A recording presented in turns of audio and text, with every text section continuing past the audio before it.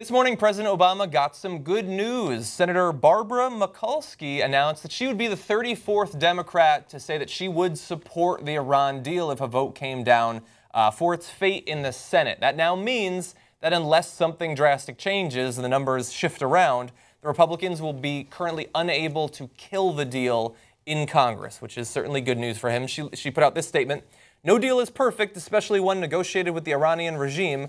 I have concluded that this joint comprehensive plan of action is the best option available to block Iran from having a nuclear bomb. For those reasons, I will vote in favor of this deal." And she goes on to say, "Maintaining or stepping up sanctions will only work if the sanction coalition holds together.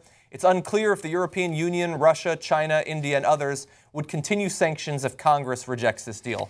So again, talking about why she feels she should go along with this and explaining why the status quo is not tenable. Regardless if the Republicans may want to keep going the way we've been going, but the rest of the world seems dedicated to moving on. And so welcome, Barbara Mikulski. So a lot of times you get a press in Washington talking about a particular vote, and is it going to help the president's agenda and his optics and how people perceive him? This is not one of those times. This is a vote that actually matters, because if you didn't have the veto-proof numbers in the House and the Senate, right, or in this case the House or the Senate, because the Republicans would need both the House and the Senate to override the veto. So if you can knock out either one of those branches, then he will be able to override the veto and keep the deal in place, right?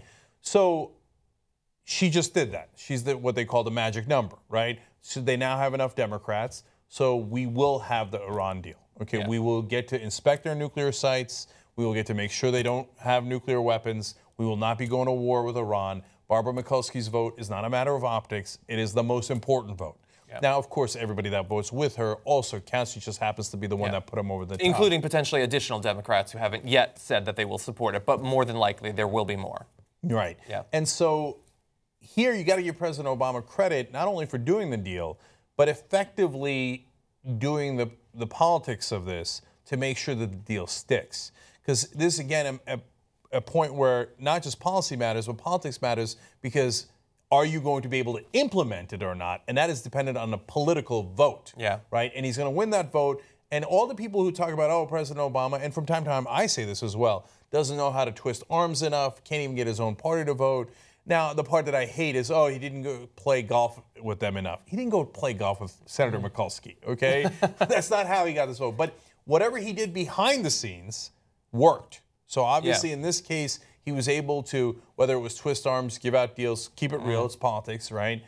He gathered up enough votes. Now, the next layer of this is, will he have enough votes for the Democrats to filibuster this so that he doesn't even have to veto it? Exactly, but that is a matter of optics, which I don't really care about at all. And it only really matters if people actually watched the mainstream media and knew that he had to veto it, which they probably won't ever hear about anyway. Yeah, and so the final thing on this is that why? A lot of Democrats had not decided, right? That meant that they were, their politicians putting their finger to the wind, like which way is it blowing?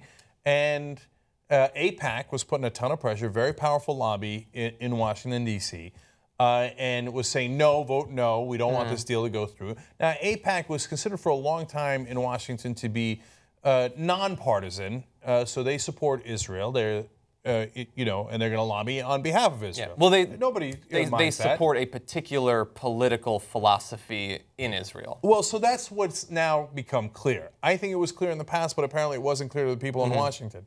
But now it's become clear that AIPAC actually is supporting a right-wing position in Israel. And there's groups like J Street who say, no, we don't agree. And a lot of the, not only Democrats, and people who are watching this to see, let's, again, keep it real. If it was okay to vote for the deal, a lot of Jewish Democrats said, yeah, I'm going to vote for this deal. There's nothing wrong with this deal. This prevents Iran from getting nuclear weapons, right? So no, AIPAC doesn't represent all the Jewish constituency in America. In fact, the Jewish constituency in America overwhelmingly supports Democrats, not Republicans, right?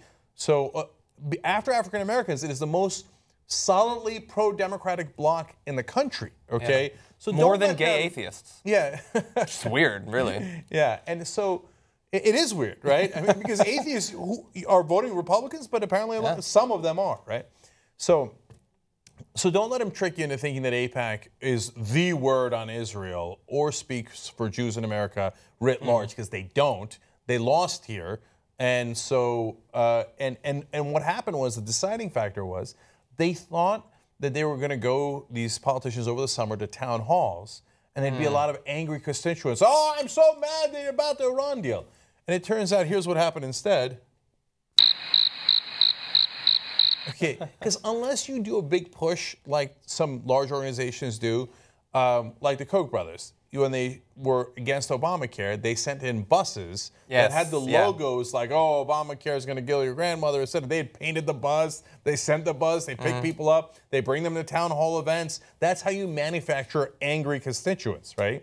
But apparently they didn't put the money behind that in this case, so nobody showed up because no one was actually angry about the deal. Right? And so when the politicians went to their town halls and they got no opposition, they were like, oh, I guess it's okay to vote for the deal. I guess no one actually cares. So we might as well not go to war with Iran. Instead, make sure they don't get any nukes. So instead, after thinking about it, I decided to do the rational thing and not destroy international policy entirely in the country. And really fast, I mean, Fox tried. They talked about it a ton, far more than even their viewers probably were interested in. And if it doesn't seem so amazing that this is actually going to go through, I mean, bear in mind, like, AIPAC and the Republicans have continued to say that this deal is bad because it locks in Iran's ability to make a nuclear weapon. It's amazingly Orwellian, because apparently allowing them to keep 3% of their current amount of uranium is terrible. They never explained why allowing them to have 100% would be better. You know, or that, oh God, in this one case, they're going to be able to do self-inspections. Well, I got news for you. The way it is right now, there ain't fucking nobody doing inspections. I don't know how that's better. And the reason is because they refuse to say, but they don't actually want to continue the status quo. They're not interested in continuing the sanctions. They're interested in switching from the status quo to bombing an all-out war with Iran. That is what both the right-wingers in Israel and the Republicans actually want. They will lie and tell you that this deal isn't good, we want a different deal, but there ain't no deal. They want to start dropping bombs on Iran. So this is a big deal for Obama's legacy, because this is real. He prevented a war with Iran, which would have been disastrous. Okay. So, and finally, we did one of my favorite interviews we've ever done on the Young Turks. This is all the way back in the radio days, was with Ari Berman from The Nation. And he wrote this great piece that explained how the NRA and AIPAC are actually paper tigers, that most of their power comes from perception. They actually don't have that much money. Okay? There are lobbies like the oil lobby, the banking lobby, that have a ton of money, right? The NRA and AIPAC don't have that much money, so that's why the buses never showed up. That's why they didn't run as many ads as they threatened, right? And so when it didn't happen and there was no constituent outrage, which would normally be manufactured, it's because they don't actually have it, right? And so understand that they're not as powerful as you think they are, that you can go make a coalition with J Street or whoever else, and you'll be perfectly fine. It's okay to be progressive in America, across the world, and yes, even in Israel. Israel is not a logic-free zone where you could be, and unfortunately, a lot of times people in Washington treat it that way.